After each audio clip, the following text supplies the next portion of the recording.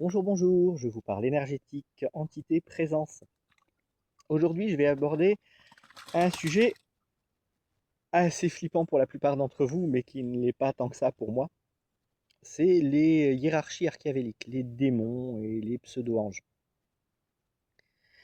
Hiérarchie parce qu'effectivement, ils ont tendance à avoir une certaine hiérarchie de pouvoir, de force, de puissance et des actes différents.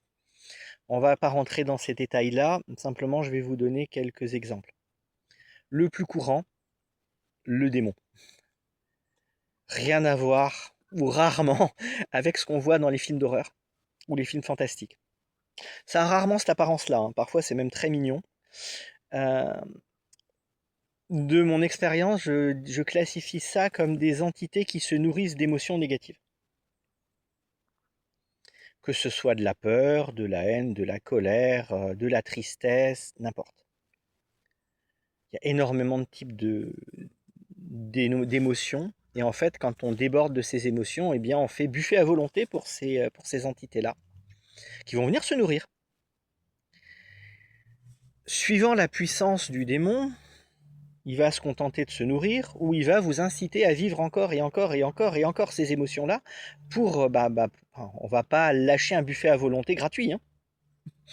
Surtout si le propriétaire du resto il est d'accord pour nous nourrir implicitement, non consciemment, mais oui.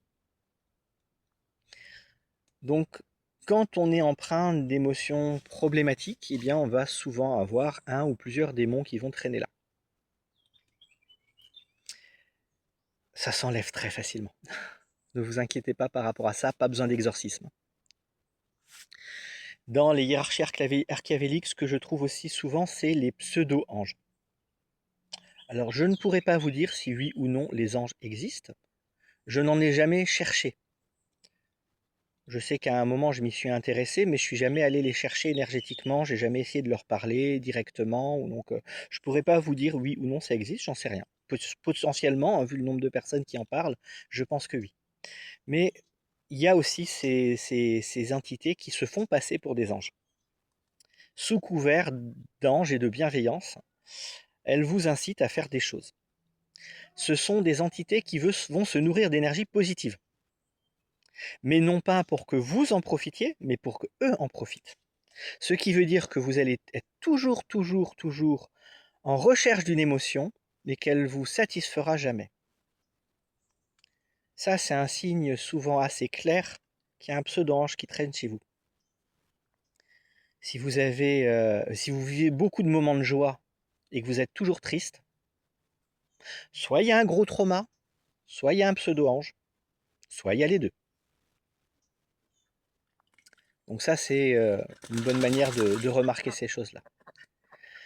Je ne rentre pas plus dans les détails de ces entités-là parce que ça n'est pas nécessaire et que c'est rarissime pour le reste, mais voilà, c'est les plus courants que je vais trouver dans les soins et sur lesquels je vais être confronté chez vous ou chez d'autres personnes. À bientôt. Ciao, ciao.